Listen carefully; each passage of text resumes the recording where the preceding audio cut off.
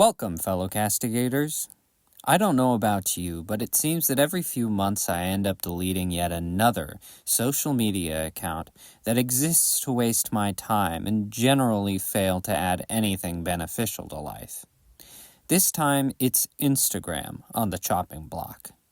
Instead of simply updating those distant from you about your life, you also post a picture of yourself along with it. It's like Facebook, with a touch more narcissism. There are many things I hate about the app, but most of all how it enabled the rise of so-called influencers, people whose job is to sell products by looking attractive and nothing else. There's no talent, no substance, just skin. This strategy is nothing new, but just a couple of decades ago it would present itself in the odd magazine and could otherwise be mostly avoided.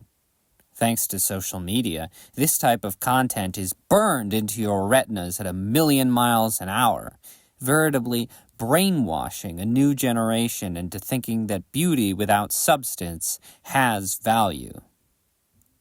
Consider a mountain, for example. What makes a mountain beautiful? Is it its symmetry? Its aesthetics? No, it is all the different parts of the mountain. This structure of dirt and rocks is nothing without plants, wildlife, and a human being to commune with it. You can take a very nice picture of a mountain, but it doesn't even begin to express the complexity of the mountain. Furthermore, if you scroll through pictures of mountains every day, they will begin to all look the same and tarnish the memories you have with mountains that you've actually experienced. Now consider beauty in a person. Take Margot Robbie, for instance, possibly one of the most admired women at the moment. She is indisputably an attractive person, but that is not what makes her valuable. Margot's talent and hard work has catapulted her to being a top actress adored by audiences. Of course, her looks helped, but if she had relied on only that, then she'd just be another Instagram model among millions, not worth much more than a satisfying glance. But even though her accolades have made her valuable to the world, even that is not a measure of her true worth. Margot has people she communes with in her life, people who know her for her charms and her flaws, and are positively impacted by her presence. That is where her true legacy lies, in the people who are influenced by who she really is, not by the Margot seen in fancy photo shoots. The love, guidance, and support she gives to the people close to her is what really matters. We as an audience are not those people, no matter how many interviews we watch. Your public Instagram followers are not those people either. Exhibiting the beauty you were born with is not impressive and will not bring you any kind of meaning. In fact, most women are just as beautiful as any model if they exercise and practice basic skincare. It's the bare minimum and highly achievable.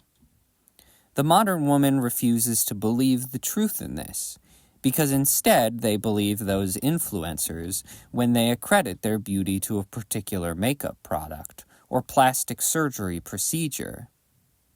Instead of tapping into their natural beauty, women are made to feel inadequate by social media and attempt to become a cartoonishly heightened, unrealistic beauty standard that is in reality quite ugly.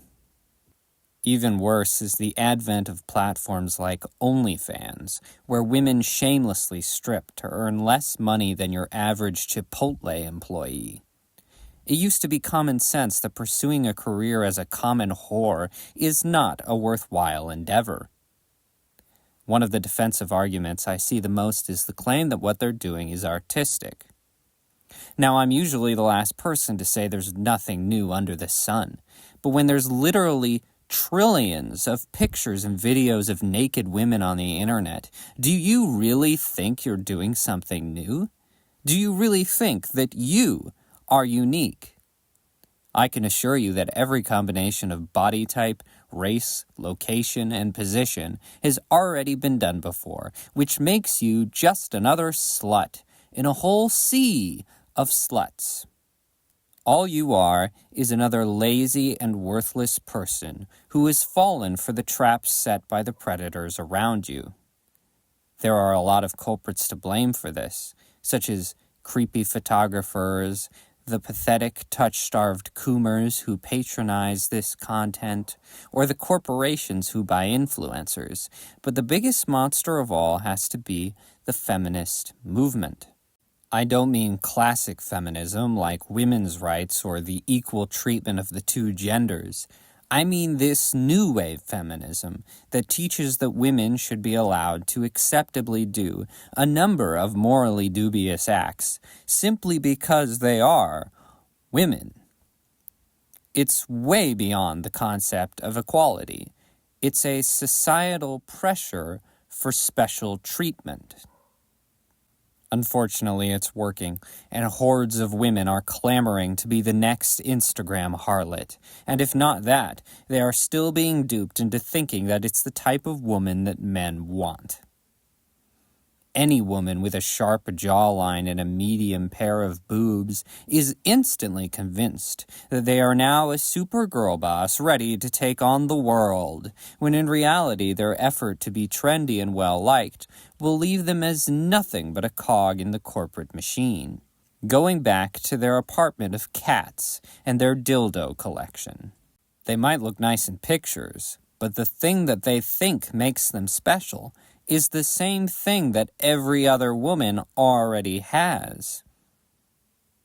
Being a human being is not a performance art, and those unexamined moments you spend with other people, seeing the beauty in them, and they, you, is the only way to real happiness.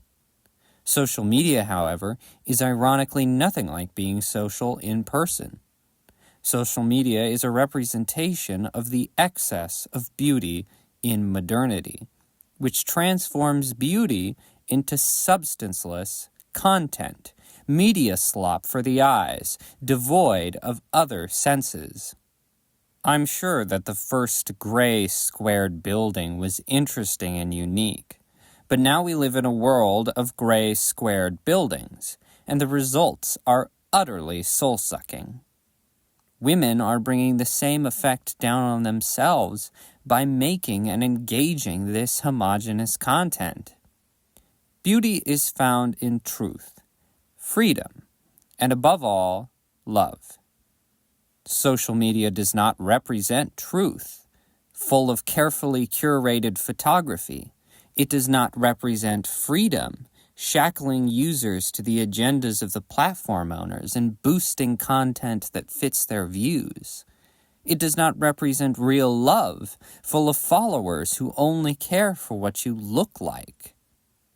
Therefore, there is no beauty to be found in any of the endless sludge on Instagram, OnlyFans, or any other platform that diminishes human beings to being exclusively valued for the flesh on their bones, their self-worth measured by likes and comments. In the early 2000s, my generation was treated to a series of films that inherently understood these values. But now the youth derive their morals from places like TikTok, a place where your sexuality is seen as equivalent to your identity as a person. If we want Western civilization to survive, then we need to stop setting so much store in physical beauty as a measure of a woman's value.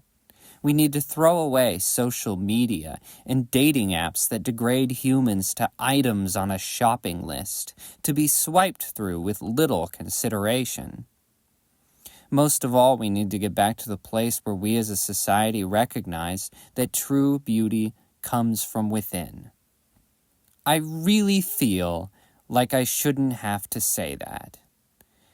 And if you want to hear more common sense that you never thought needed to be said aloud, then you can smash that subscribe button, and I'll be sure to make more videos like this in the future.